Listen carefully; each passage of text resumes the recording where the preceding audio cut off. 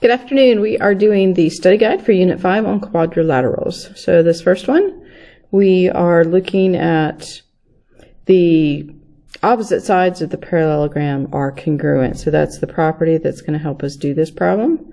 So here we go. 3a, gotta get a marker. 3a plus 7 would equal 4a. So solving that, nope, I want to go the other way. Subtract 3a from both sides. 7 equals a. And then the other one, b plus 11 equals 2b. Subtract b from both sides.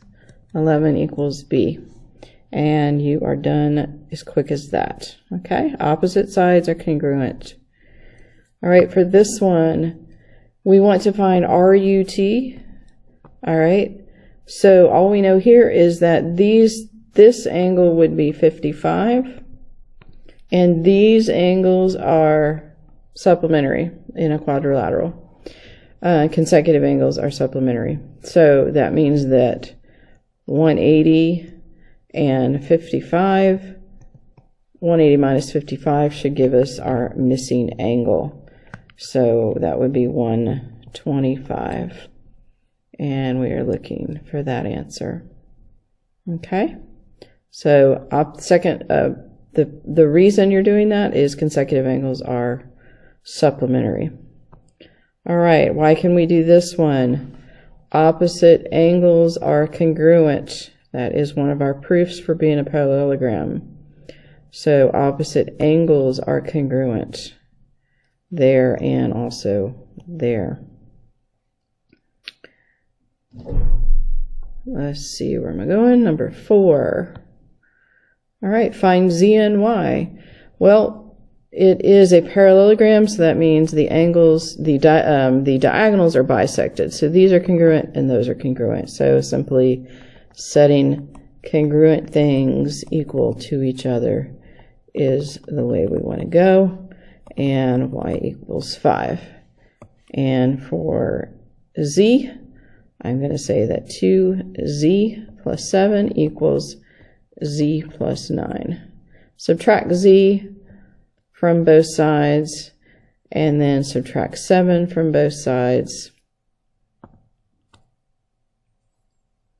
Let's see, did I get this right? So that would be 2. Okay?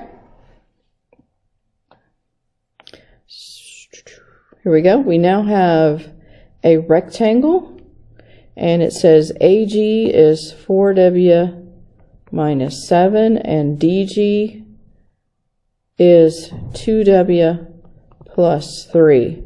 So the difference here is the diagonals of a rectangle are congruent, so they're bisected. So these two would equal those two, and that means we can set these two equal to each other.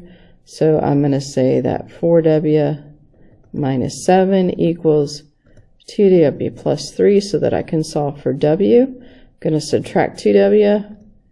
I'm going to add 7, and W equals 5. So let's see. Substituting that back in to find dB, I'm going to say 2 times 5 plus 3 is 13. And so dB is going to equal 26. Okay? All right, angle BDC is 2B plus 5. Angle ABD over here is 3B plus 1. Okay, these angles are, let me do a different color here. These angles are alternate interior angles, so they are congruent to each other. So I'm going to say that 2B plus 5 equals 3B plus 1. Solve that. I'm going to subtract 2B and subtract 1, so I'm going to get 4 equals B. Then I need to find A, DB. So I need to find this angle. All right, so I'm going to plug this into 2b plus 5. 2 times 4 plus 5. 8 plus 5 equals 13. So then if this angle is 13, then this one must be 90 minus 13, so that's 80, 77. And that's how you would find that one. All right, now we're looking at a rhombus. So that means that all 4 sides are congruent. That means these make right angles. That means the diagonals bisect opposite angles. So there you go. If YK equals 9, actually this problem, it gives you more information than you need. So you just need to know, we go back here, that KYZ is 47. Okay? And they want to find RYK. That you need to find this one. All right, so it's a rhombus, so we do not know the angle measures. But what we do know is that the diagonals bisect the angles. So if this is 47, then this is 47 because they're congruent. So don't mix that up with a square. It looks kind of like a square, but it's only a rhombus. So that means diagonals bisected opposite angles. All right, here we've got a kite. Find angle S. These 2 angles are congruent to each other. So I'm going to say the whole thing is 360. I'm going to subtract 124 and 36, and I'm going to get 200.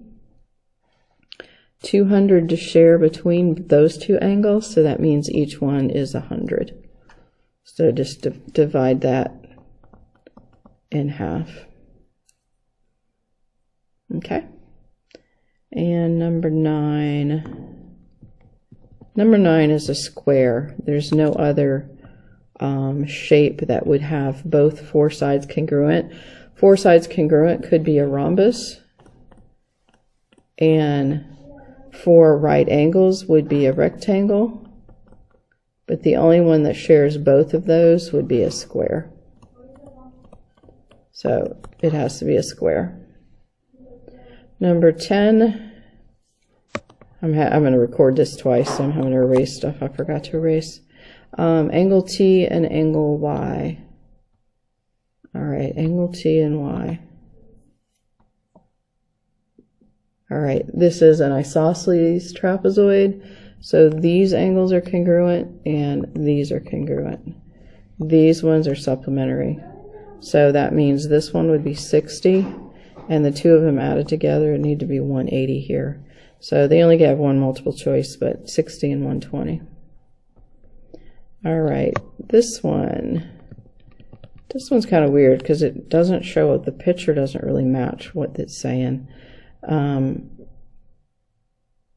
Angle Q and angle S on its own would not prove congruency. You would need both sets of opposite angles.